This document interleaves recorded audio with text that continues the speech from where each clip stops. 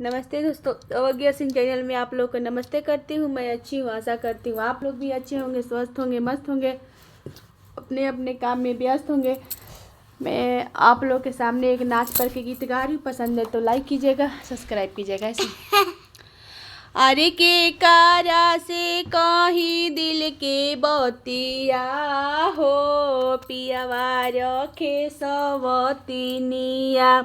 के कारा से कहीं दिल के बतिया हो, पियावा रखे सवतिनिया।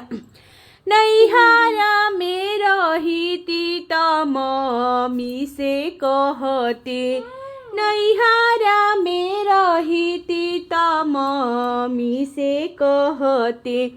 ससुरा में ससुई नगिनिया हो, हम कहीं कैसे बतिया।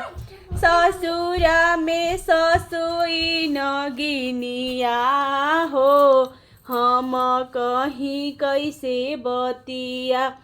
के कारा से कहीं दिल के बतिया हो, पियवा रखे सवतिनिया।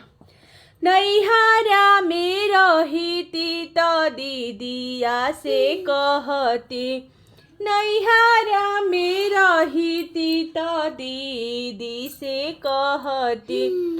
ससुरा में ननदी खेलड़िया हो, हम कहीं कैसे बतिया।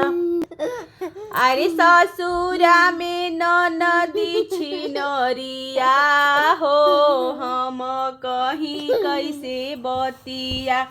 के कारा से कहीं दिल के बतिया हो, पियवा रखे सवतिनिया।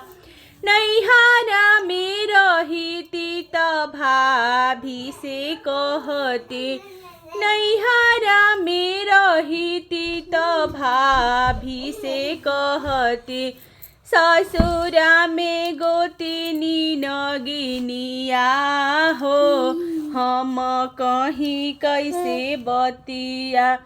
ससुरा में गोतिनी नगिनिया हो, हम कहीं कैसे बतिया।